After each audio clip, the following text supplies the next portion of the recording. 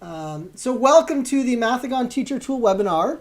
In this webinar tonight, I'm going to be talking about how to create accounts and make classes, assignments, share them with assignments, and view the student dashboard. If you have questions along the way, feel free to drop them in the chat. I might respond to the question immediately, might hold off towards later in the webinar, depending on what the question is. All right, so let's jump in. Here I am on Mathigon. I first am going to go to a tab where I'm not signed into a Mathigon account. So I first just want to show you how to make an account in Mathigon if you have never made an account before. As you may know, Mathigon is completely free to use, and you don't need an account to use the tools, but if you want to make classes and add students and share polypads with students, you need to have a teacher account. So I'm going to go up to the person in the top right, and I'm going to create new account. And so if you're here, you're probably a teacher or interested in experiencing the teacher tools on Mathigon. So you would want to make a teacher account, or if you're here as a parent and interested in using Mathigon with your children at home, you can make a parent account. And as you can see, when you make a teacher account, you can do it with Google, Facebook, Microsoft, or an email and password. So that's how you would first make an account. I'm going to go to my daughter's account. I'm going to be sharing my account on Mathigon, my daughter's account, her name is Emily, and my son's account, his name is Ryan. And then I have an account that I use as a teacher at school. I'll be sharing that account as well. So I'm first going to swipe over to my daughter's account. She's a student. But I wanted to show you if perhaps when you first joined Mathigon, you made a student account and you wanted to switch it to a teacher account. You can go to account settings. Again, this is my daughter's account. She's a student, but if she wanted to change her account type to a teacher account, she would click here and make it a teacher account. I'm not going to do this for her because I don't want to have her switch to a teacher account. But if you first made a student account and you want to switch it, again, that's just right under here under account settings. You'd scroll down and change it to a teacher account. You may want to check under your account settings if you have this box checked here that says, please send me occasional emails about new content and functionality. We send emails out monthly, so it's not a lot of emails in your inbox, but it's got all sorts of great information about these webinars, about updates to Mathigon, so you might want to check that box if you're not getting those Mathigon newsletters. All right, so that's how to make an account. Now I'm going to go to my account in Mathigon, and I want to show you how to add a class to your Mathigon account. So I'm in my teacher account on Mathigon, and I'm going to go to my teacher dashboard. And you can see this is a class that I made for a webinar a couple weeks ago. I want to make a new class for the webinar tonight. So I'm going to click on Create New Class, and I'll call this Math A. You can see it was there, and I hit Create, and there's my class. And of course, I've just made this class, so no students have joined this class yet. So there's a number of ways to add students to your Mathigon class. One way is importing your students directly from Google Classroom. So in my Mathigon account, I have a Google Classroom account, which I just want to show you here. And so I have Math A and Math B. Again, this is not the Google account that I use as a teacher. This is just a sample account for the purposes of the Mathigon webinars. And I just want to show you in block A, I have one student, that's my son. All right, so I'm going to go back to the teacher dashboard, and I want to import these students directly from Google Classroom. And there are the two classes, Math A and Math B. I want to import them from Math A.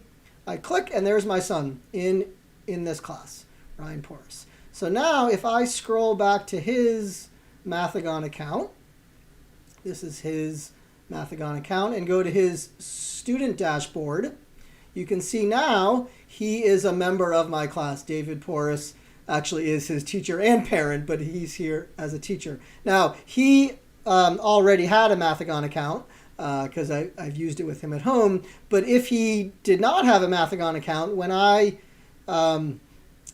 imported the students from Google Classroom, Mathigon automatically makes a Mathigon account with his user ID and password that is part of Google Classroom. So that is one way to add students, is importing from Google Classroom. The other way is with this code here. So I'm going to show you with my daughter's account, who you saw was not in the Google Classroom, how she can join this class with a class code. I know that my school uses the Google Suite and Google Classroom, but that's certainly not universal across the board. So the other way is, after you make a class, you have a class code. So I'm going to copy this code here and now swipe over to my daughter's account, which is right here. And I'm going to go to her student dashboard. You can see she's not in a class right now. So I'm going to go to Add New Class Code and paste that code here, and she's going to join the class. And again, David Poras shows up as her teacher.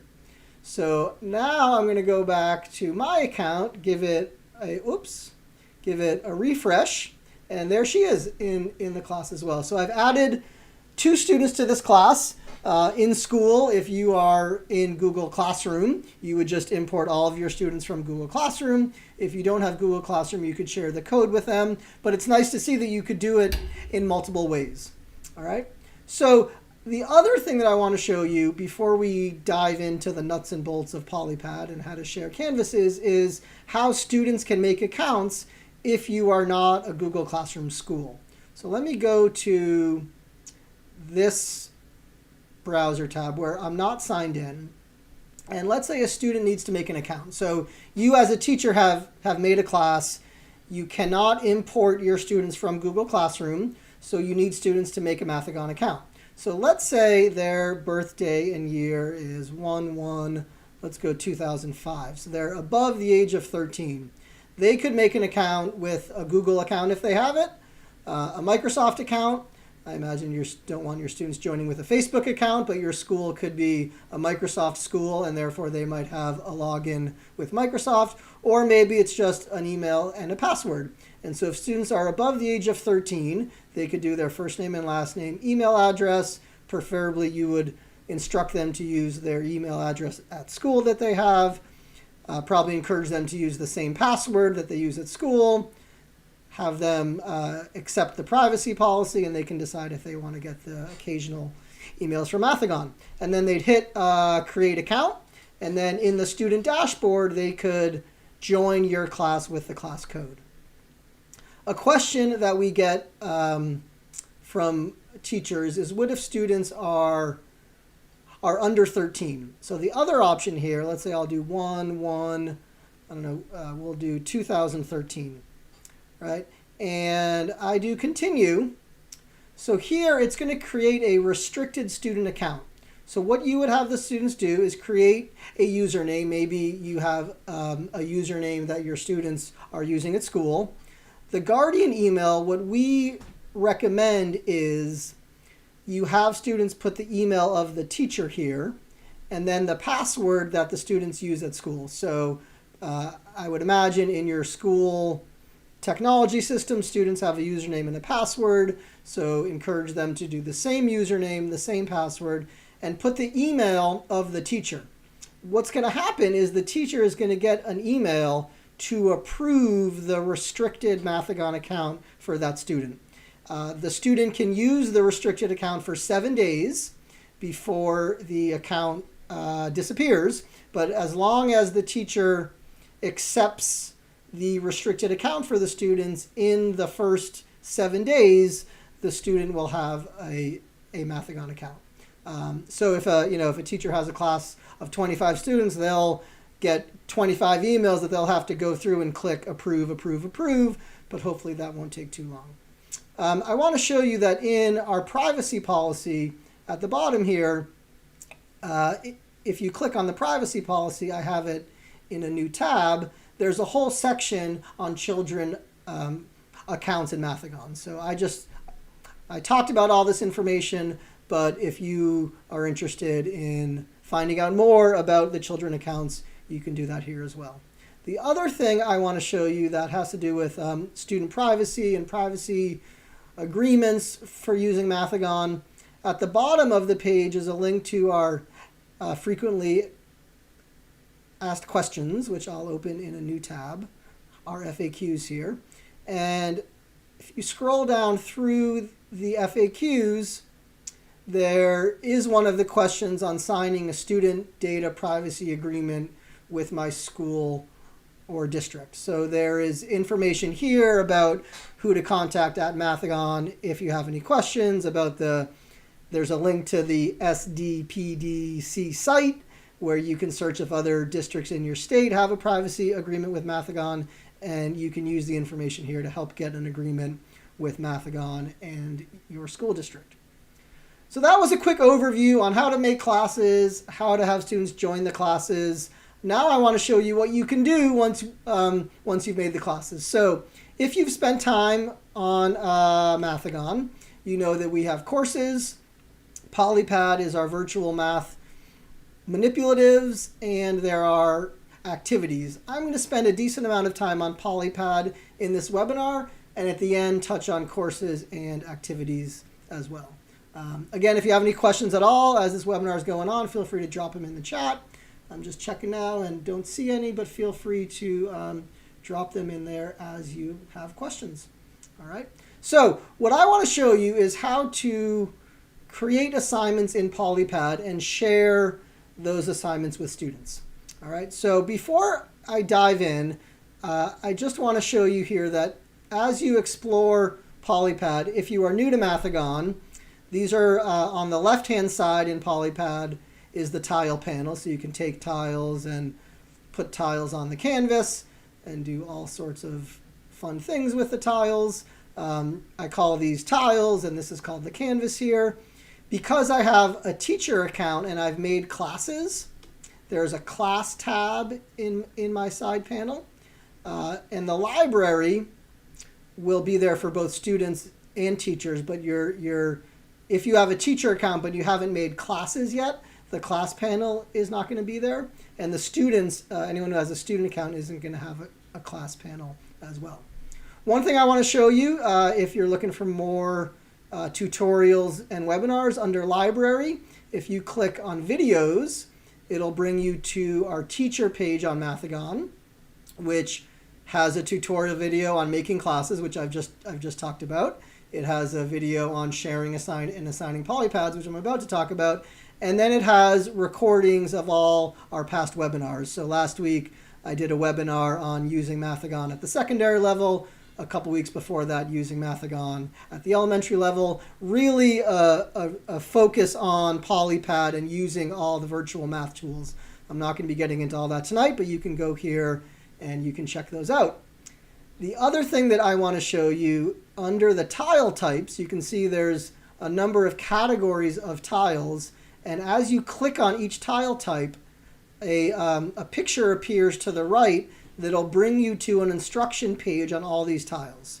So if you are interested, if as you explore and you have questions about how the number tiles work or the number bars or the prime factor circles, you can click on the instruction tab and it brings you to a page in Mathigon with a bunch of videos, some explanations, some places to explore the tiles on your own. So that can be a great place to go if, as you're playing around, you have any questions about how a certain tile type works. Again, you can see under fractions, it's not there right now, but when you click on fractions, the instruction bar will appear.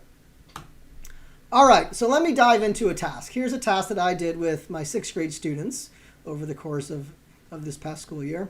And I'm just going to go add a text box on the screen. And I'm going to say create a visual representation of the problem below, then enter your answer. Enter your answer. All right, so I've made a text box. I can move it around the screen. I can bold it. I can make it purple. I can make it a little bit bigger. Those are my instructions. And now I'm going to make a problem. So now I don't want a text box. I'm going to create an equation. And I'm going to do the problem 3 1/3 So here's 3 and a, oops, I missed the 3. 3 and a third times, oh, I got the times in the fraction. I don't want that. Let's do, there we go. Now I can get the fraction in there, times 4 and 1/2. All right, there's my question. 3 and a third times 4 and a half. I'll make it a little bit bigger. Bonnie has a question about having a student account and a teacher account open at the same time. So yes, as you can see here, I am in my teacher account, and I've been going back and forth between my daughter's account, which is a student account, and then my son's account, which is a student account. A few ways to do it. My son, I'm in a Safari tab. My daughter, I'm in Chrome, but I'm in a incognito browser in Chrome. I also have different profiles in Chrome. So you can see this profile is my Mathigon account profile. Later in the webinar, I'm going to show you my teacher account. You can see this is my another profile in Chrome that I use as part of my work in my school district. So a couple different ways to be able to go back and forth between a teacher and a student account. Hope that answers that question. All right, here's the problem that here's the multiplication problem that I want students to make a visual representation of. And then I'm going to go down to Tools and Utensils, and I'm going to go to the Question Builder tool, where I'm going to put, I'm going to put on the canvas the answer to the question, which is 15. So this, again, the Question Builder tool and utensil only appears in a teacher account. So if you're looking at Mathigon, either not in an account or in a student account, you're not going to see the Question Builder tool. That's here in a teacher account. So now I'm going to save this canvas. I'll call it Multiplication Visual, and I've saved it. So a really simple canvas. And I've made instructions. I have a problem that I want students to show a visual representation of, even if they know the answer, and then put the answer in the box. So now, a number of ways to share this with students. I'm going to show you how to do it in Google Classroom. I'm going to show you how to do it in Mathigon, and then I'll show you how to do it just with the link. So the first thing I'm going to do, on the toolbar on the right, there is a Share/Embed option. So again, I've saved the canvas, and I'm going to go to Share and Embed, and you could share it to Twitter or Facebook or Pinterest, or I'm not sure what that icon is. That's Reddit, sorry, or just get the link. But I want to share it into Google Classroom. So I clicked on Google Classroom. I want to choose my class. I made Math A. I want to create an assignment. If you've used Google Classroom as much as I have the past couple of years, this feels very familiar. I'm going to create an assignment. I'm going to just call it Multiplication Visual. Notice here it puts the link right into Google Classroom. I'll make this ungraded, and we'll have it due tomorrow. And I'll make it a homework assignment. All right, so there's the assignment. I'm going to assign it to all of the students, which is just my son, as we saw. And I go to Assign, and I've posted it to my class. Great, I could view it if I want, just to make sure. And there it is under my homework. So I saved the polypad, shared it in Google Classroom. So now I'm going to go to my son's account, which is here. And I don't have Google Classroom up for him, but I will do it. Here's his Google Classroom. Here's Math A. And then I go to Classwork, and there's the assignment that I just made, Multiplication Visual. So he opens it up in a polypad. I'm just going to scroll and move this up here. And I will share with you a couple ways that I saw students in my 6th grade class represent this problem. So this was after some instruction, of course. They'd go to the fraction bars, and so I just dragged out the fraction bar, and we'll make 3 1/3. So there's a 3 1/3. And it's 4 1/2 groups of that. So my students this past year got good at copying tiles. So I did a click and drag to select to do a multi-select of these tiles. There's a number of ways to make copies in Polypad. You can hit the copy button at the bottom, so it makes a copy, and then I'm just using the arrows to move it down. I also, there's a shortcut option of just using the C on the keyboard. So I tapped the C button, and then I'm going to tap the C button again. And so there's 4 groups of 3 1/3, and now I need a half of a group of 3 1/3. So here's 1, and I could pull out the half. So there's 1 1/2. And if students don't know that half of a third is a 6, they could explore that with the fraction bars. Let's say they first think it's a 5th. And so as they scroll it out, oh, that doesn't look quite like a half. That's a little too big. But if we put out the 6th, we can see that it matches up to 2 of them.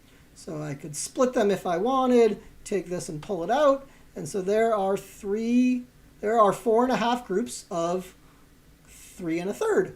So what I've encouraged my students to do is when they've made the visual, keep the visual and then show me how you're using it, or the final version of it, to find the answer to the multiplication problem, because it's so easy just to make a copy of this whole thing. So I just made a copy of the whole thing, and now let's play to see what types of wholes we can make, right? So here we go. We can put these thirds together, obviously, to make a whole.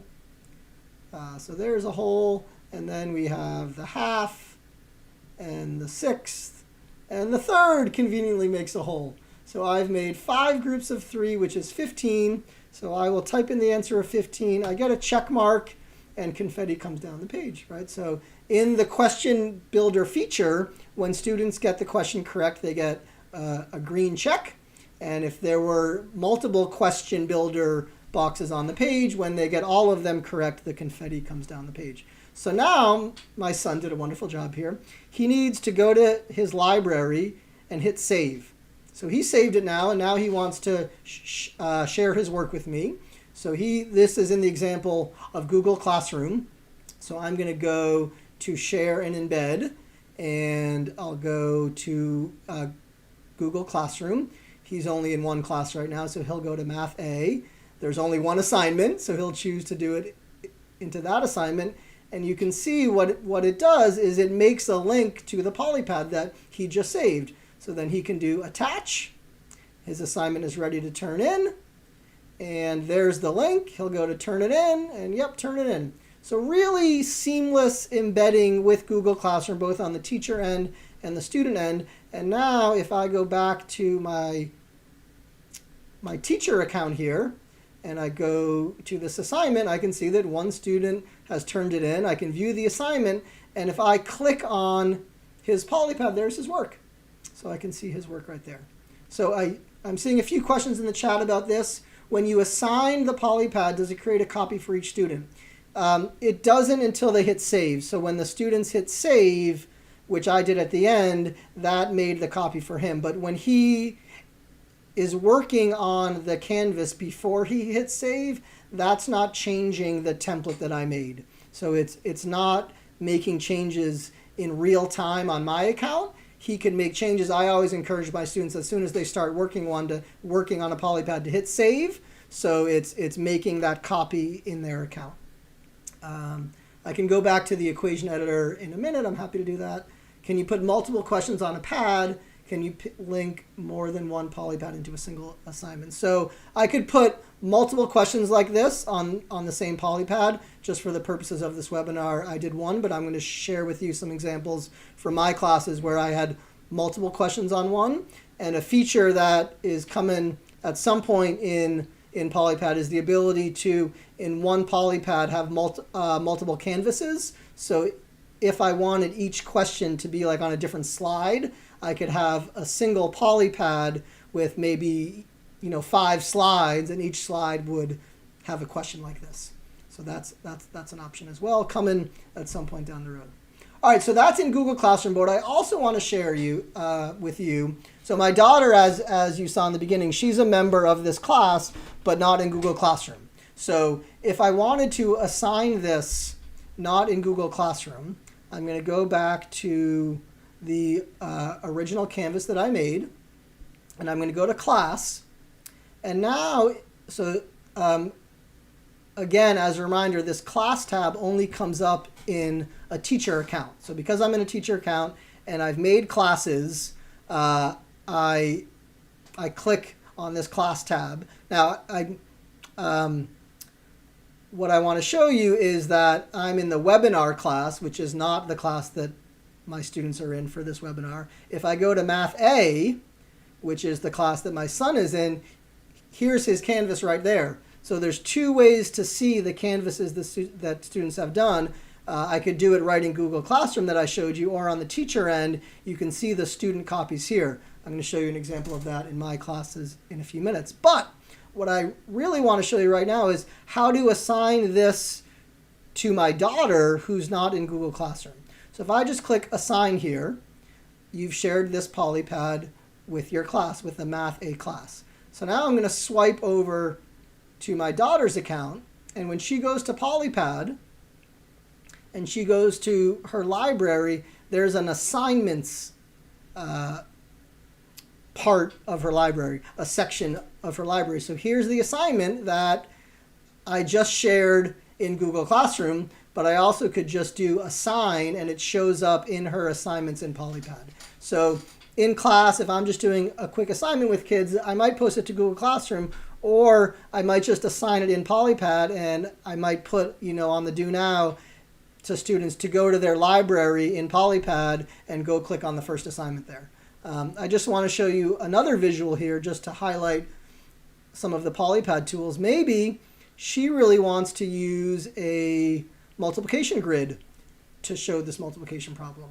And so she wants to put, the grid on the background, and she wants to do 3 1/3 groups of 4 1/2 groups of 3 1/3. So here is a 3, and it looks like I have it set where 3 boxes are 1, but it certainly might help to put a number line on the canvas. So I want a number line up to 5, and you can see when I click on the number line, there is a box that comes up in the upper right where you can change the settings of the number line. So I'll do a width of 6. I don't like that the multiplication grid is covering the number line. So under settings here, I have advanced options. It's not checked right now. So I'm gonna check advanced options. And now when I click on the number line, I can set it where it's going to stay on top. So now when I click on the multiplication grid, the number line is going to stay on top. So here, she could see that it takes 1, 2, 3, 4, 5, 6 of them to make a whole. So a third would be 2. And we need 4 1/2 of them. So 2, 3, 4, and a half is going to be, what do we say, 1 and something, right? So I'll put this number line down here. I can spin it around and put the number line like that, and 4 1/2 will go to here. So you can see because it was much easier for her and me to visualize when the 4 and 5 were there, I went halfway down to the 4 and the 5. So there's a nice multiplication grid representation of 4 1/2 groups of 3 1/3. And then if she wanted to, she could take her drawing tool and count these out. That's 1, 2, 3. I'm not going to number that. 4, 5, 6, 7, 8, 9, 10, 11, 12. Well, I missed that. She might explore that it takes 6 of the, I moved the number line, 6 of these to make a whole. So she might circle this and say there's the 13th one, right? Here, that was a messy 3. Here's another 6, so there's the 14th one, right? There's the 14th one. And then these 3 are going to make a blue bar, so there's another group of 6 for the 15th one. Really messy, but I think you get the idea. And then she would hit Save Copy. She doesn't need to share it in Google Classroom because, again, this is an example of not in Google Classroom. So what I love as a teacher, which I saw in the chat, now I go back to my teacher account and hit the reload button and look at these really different visual representations that I can see that my students did of 3 1/3 times 4 1/2. You can see my son has the green bar. My daughter doesn't because when I was doing it for her, I forgot to type in the answer to the question. So now I could go here. I just want to show you if I do 14, oh, I counted wrong or I made a mistake. So when I did 14, I got a red X, but when I do 15, I get a green check. And then she'll do save, and I go back to my account and give it a refresh. And what I also want to show you, you can see now this is orange. What that tells me as a teacher is she got it right, but not on the first try. If she never got it right, it would be red. If there were multiple questions here in the question builder tool, if there were 5 or 6 on a canvas and it was a combination of correct or correct after multiple attempts, this bar would be a combo of orange and red. All right. Couple questions here I'm gonna go back to. Can many students work on the template independently at the same time without seeing each other's work? Yes. So currently all these canvases that I shared with my son and my daughter, I was doing at different times, but in class they're all working on them at the same time. It's not changing on the same live canvas. So it's like making a copy of it if you're familiar with a Google Doc, where you make a copy for each student. Each student is getting their own copy, and when they save it, then it is saving to their account. The key thing is for the students to save it. If I did all this work in my son or daughter's account, it's not going to change the template, but if I don't hit save and I close the window, the work isn't saved. A lot of teachers over this past school year have asked for the option to have students be able to work on the same canvas at the same time. And so we are very much aware of the great value that would provide. And so that is being worked on as well. But there would still be the option to assign a canvas to, as a template where students could work on their own, as well as to assign a canvas that multiple students could work on at the same time. Great. Does it work with other LMS, e.g. D2L? I don't know what D2L is, so you can put that in the chat. It does work with other learning management systems. It's not as integrated as well as Google Classroom, but the last thing that I just want to show you, if I go back to my library, and let's say I don't have Google Classroom, I don't want to sign it in Polypad, I just want to get the link and post the link in Canvas or post the link in Microsoft Teams or other LMSs that I'm not aware of. The easiest thing to do is just I can go up to the toolbar and copy the link. So I just did Command-C to copy it. I'll go to an account where I'm not even in a Mathigon account here, right? So here I'm not signed in, and I paste it, and there's the canvas.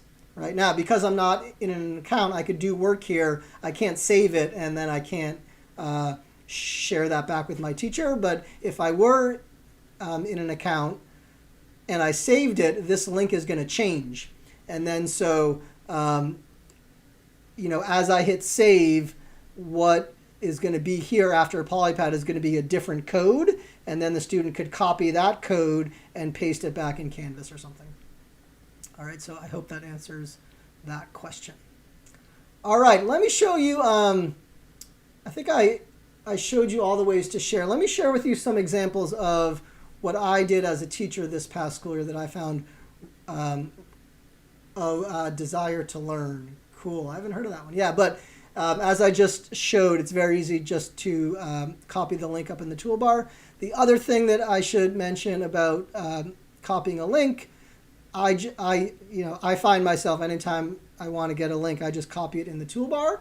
But under Share and Embed, there is a copy link feature, so that URL is copied to the clipboard. I find it easier just to, if I click in the toolbar and do copy, that's a little bit quicker than going here and then doing URL. Actually, it's probably about the same amount of time. So whatever you like is a nice way to get the link, but very easy to get the link.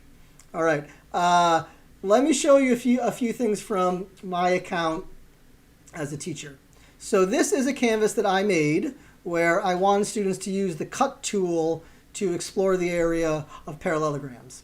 And so this in my teacher account, as you can see, it has all the answers, but if I just, I'm going to copy the link and I'll go to my son's account and just do paste here.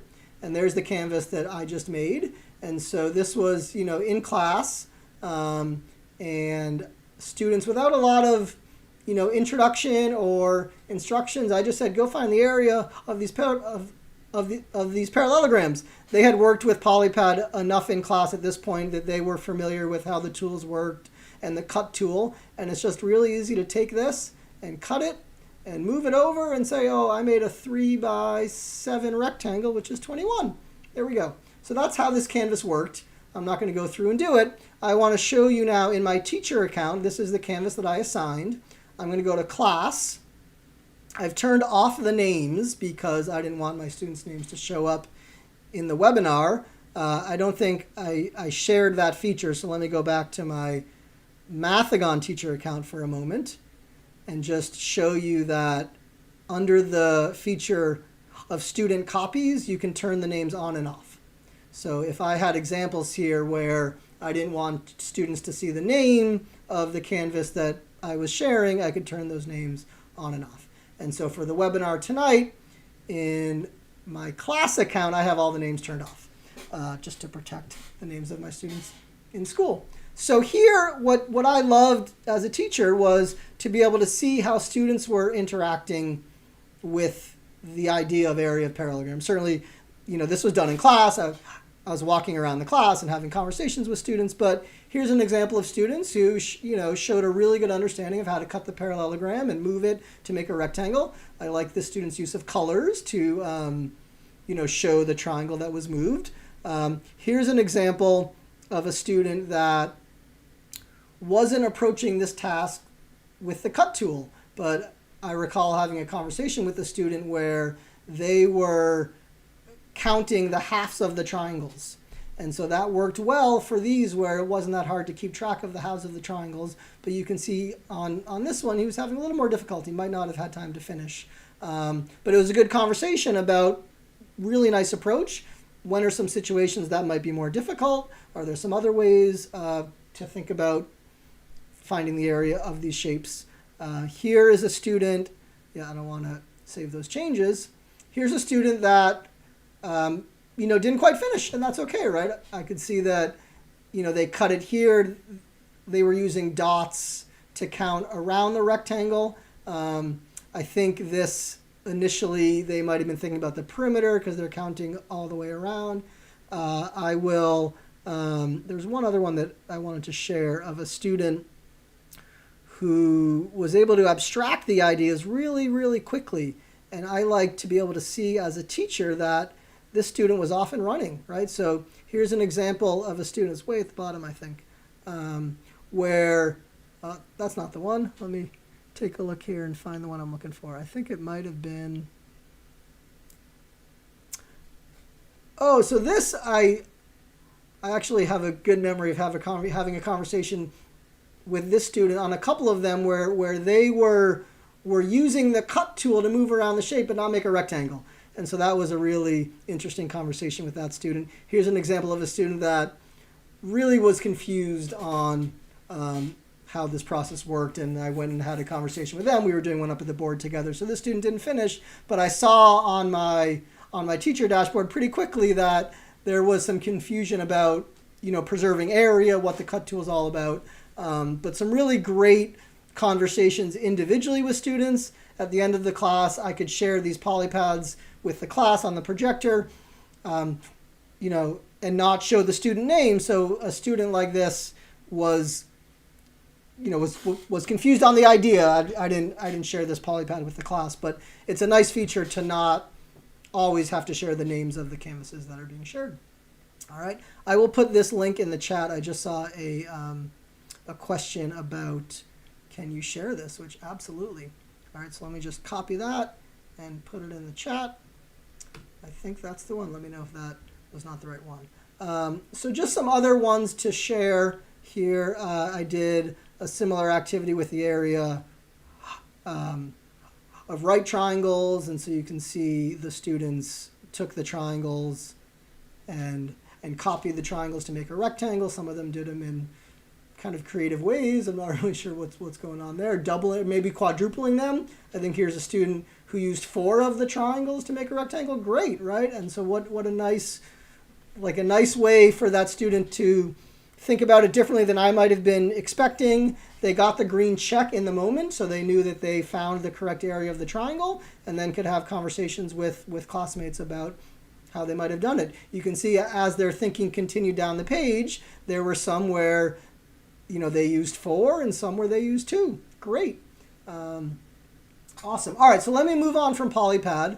I've shared some examples with you. The last thing that I'd like to show before we move on from Polypad is back to my account as a teacher. I was showing you how I could view student copies of the canvas that I have chosen on the screen. You also, under Teacher Dashboard, you can go to a class and click on the Polypad dashboard, and that's going to show you all the saved Polypads of all the students in the class. So you can see my kiddos have done a few different Polypads, mainly in webinars where I'm using their account. And so this is a nice way where, as a teacher, if you wanted to go back to a different assignment, or you had a memory of a student of yours who had made a really interesting Polypad, you can go to the Polypad dashboard. Again, I'll just show you how I got there. I'm in the teacher dashboard, and then I went to the class, and I went to the Polypad dashboard. Great. Some questions in the chat. You cannot see things happening in real time. We currently don't have the ability to see changes in real time and multiple people work on the same canvas. But again, we've heard and we're well aware of how valuable that would be to teachers. So hopefully coming down the road to Mathigon. When you say you saw it on your teacher dashboard, I thought you only saw it after they are done. So you can't see it in real time, but what I would do as a teacher, every 2 or 3 minutes, I would say, all right, everyone hit save right now. And as soon as everyone would hit save, then it would populate in my teacher dashboard, right? So that student that I talked about, how I saw that things were not going well, it might have been as I was walking around. I actually don't remember the specifics of it. But yes, so what I would do, I would actually have a timer on the board for 2 minutes or something. It would go off, and we'd be all like, save, and we'd all hit save. And yes, then they can continue to work on it, and when they hit save again, it's saving on the same Polypad link. It's not making a new link as they hit save. All right, so I think that's a great question. Thanks for bringing that up in the chat. So this is the Polypad dashboard. I want to show you about multiplication by heart, which is our spaced repetition multiplication flashcards made in partnership with Dan Finkel over at Math for Love. So I'm now under activities, and I'm going to go down to the multiplication by heart flashcards. I'm in my daughter's account. She is in 2nd grade. So she's done some work with the multiplication by heart flashcards, and you can see that there's a visual representation of the multiplication problem on the screen. As you get it right, it makes a nice little sound and a visual. If you get it wrong, you get the chance to try again. Oh, but I got it wrong twice. There's a whole theory behind spaced repetition and how these flashcards work. I'm not going to spend time tonight going through it. I will say what a few key things about the multiplication by heart flashcards and spaced repetition. It's not timed. The program will automatically choose between 10 and 36 cards for a student to do on a given day, but students have as much time as they need on each multiplication flashcard. So we've got a lot of good feedback from teachers that the fact that there's not a timer on the screen really takes the anxiety out for students of the multiplication flashcards. It's also based on the theory of spaced repetition that if students get a card correct, it'll go into the next box, and the time from which they'll see that card again will get longer and longer the more they get that card correct. I want to show you in my teacher account a few things about this.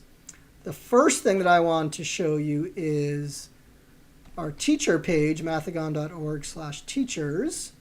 I showed you this before, the videos and events. There's a tutorial video. It's about 8 minutes long on multiplication by heart. So if you have not explored the multiplication by heart flashcards and you just saw a little taste of it and you're intrigued, go watch this multiplication by heart tutorial video. It explains the idea of spaced repetition, how the program chooses what cards on a given day, how the boxes work. So go check that out. But what I wanted to show you in the teacher webinar is under Teacher Dashboard. I can go to this class again. There's the Polypad dashboard, but there's also the multiplication dashboard. So this gives me information as a teacher how each student is doing in the multiplication by heart flashcards. So my son is in 5th grade and is pretty good with his multiplication facts. So he has not worked on the multiplication by heart flashcards, but you can see here's all the data on my daughter. And then it shows underneath here a grid of how she's doing on each multiplication fact. So I can get feedback on how the class is doing as a whole. This currently is an average of the whole class. It's not broken down by student, but we've also gotten feedback that it would be nice to be able to see this grid for each student. There's value in seeing it as a whole class. So as a teacher, you can get feedback on what the whole class might need to work on, but there'd also be great value in being able to break this down and see it by student. So that's coming soon. My son has done some work in courses. So I want to show you that. If I go to the teacher dashboard and go to Math A, I think he's done some work in exploding dots. And so here I can see just the progress that he's made in this course and in this chapter. So he hasn't done any this past week, but also in the dashboard for each class, it'll show you how students are doing in a course. So in these courses, I'll go to my student's account, or to my son's account, and go to courses. I'll leave this page and try to find the exploding dots course that he did some work in. It might be under foundations. You know what, I can search for it, so I'll go to search and I'll just do exploding, and there it is, Staircase to Infinity, exploding dots. And so you can see because I'm in his account, this first chapter in this course, this circle is kind of filled in because he's made some progress in it. He's answered some of these questions, and so if he were to continue to answer questions here, that circle would fill, and as the teacher I could go back and see the progress that he's made in that course. Let's say he thinks they're different. I'm not going to go through this course, but what you're getting a little peek into the Mathigon courses, it starts with like small blocks of text on the screen, and then after a block of text there's a question to answer or an interactive element, and as students make progress, additional text and information comes up on the screen. So it's very safe for students to start the course. They don't feel a great sense of anxiety by a huge amount of text or questions on the screen. There's a interactive nature to it as well that students have responded positively to. So those are the courses. A few last things, and then I will share with you, or I'll open it up to any questions. Going back to Polypad for a second, I'll go to my teacher account. Here I am, Polypad. I just want to draw your attention to the task page. So in this task page, so this is, I'm in Polypad, I've gone to library. I showed you that when you click on videos, it brings you to this page with our videos and our webinars page. We have about 75 Polypad tasks that are made, a range of games. There's a number of puzzles and games to play. There are a number of teaching ideas. So I made one not too long ago on fraction division that has a video of how I used the tiles to have students explore the concepts of fraction division, and then some sample polypads that I use with my students. So all these polypads, you can click and open, and then you could save a copy into your account as a teacher and then assign this polypad to your students. So I really encourage you to spend some time on the task page. Really all sorts of ideas for teachers. We have some ones that are fully developed, some lesson plans on, here's one on completing the square. This is written more like a formal lesson plan. So you can go through and read a lesson plan on how to use Polypad to have students engage in completing the square. And then you can always search. If you're doing Pythagorean theorem and you search Pythag or PYTH, there's one on the Pythagorean theorem. So this task page is a great place to explore. The final thing that I want to show is how to embed Polypads in websites that you might have as a teacher. Maybe there's a Google site that you have as a teacher and you want students to go to the Google site and work on a really simple, clean Polypad without all the wonderful mathematical distractions that are there on a Polypad. I'm seeing some questions in the chat, so let me just get to those first. How do I archive a class to start a new school year? Great question. I don't know if there's an ability right now to archive a class. You can delete a class, which might work. I mean, this class I don't need anymore. This was from a webinar that I did a while ago, so I can just go to class settings and go to delete class. Are you sure you want to delete it? So yes, I deleted that. How do you organize your library after you created multiple canvases? Great question. You can see in mine, in my Mathigon account, I have a lot of saved canvases. In my teacher account, you saw I have a lot of saved canvases. Coming soon will be the ability to have folders here and put Polypads into folders. So that has been a big request of mine as a teacher and from teachers around the world about their saved Polypads being a little cluttered and it's hard to find. So folders are coming soon as well.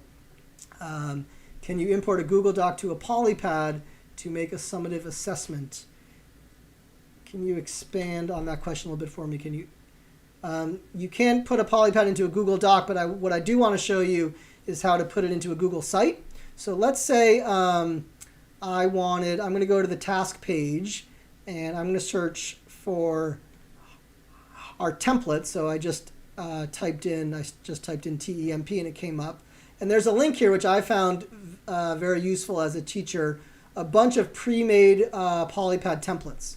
So I'm going to go to the first one, which is just on the canvas a bunch of pattern blocks. Oops. So let's say you had students and you just wanted to give them a space to go have fun with pattern blocks without all the distractions here. So under the share and embed, I'm going to save a copy of this.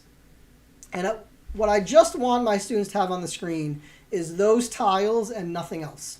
And then I want to put that on a website that students could go to in school. So I'm going to go to share and embed. And here I'm going to get embed code. So when you go to embed code, a window comes up and you want to think about what you want your students to see on the screen.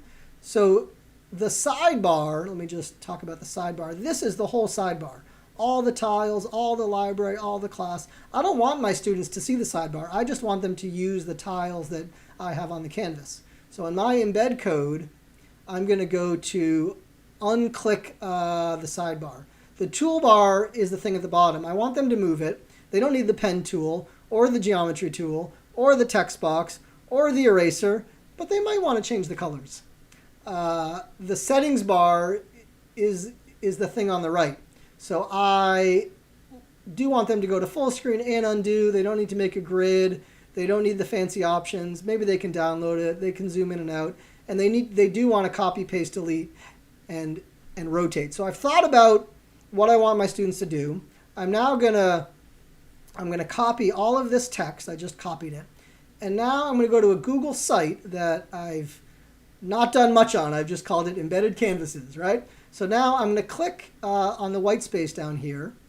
I'll double click actually. And there's an embed option. I don't want to insert an image or an upload or from Drive. I want to embed.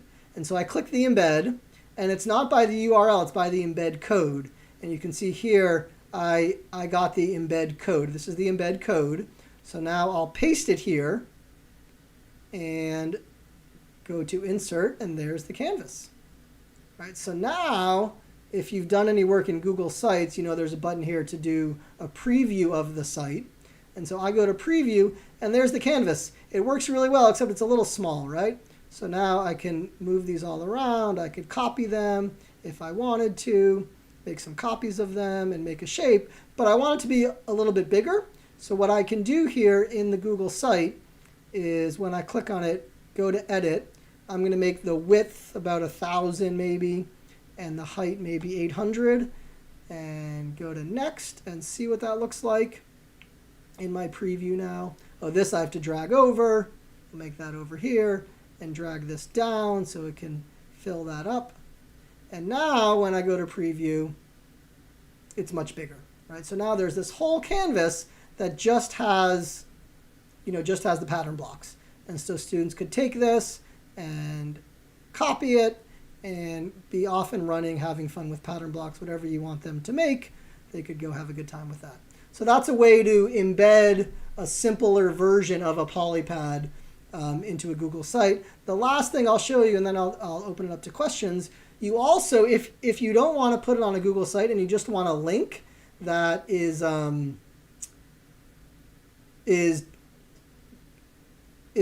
like a polypad that doesn't have all the stuff on it, you can see in the embed code there is a URL in these quotes. So I just copied the URL in between the quotes, and if I go to a new tab and paste it in, there it's going to be in just a browser tab.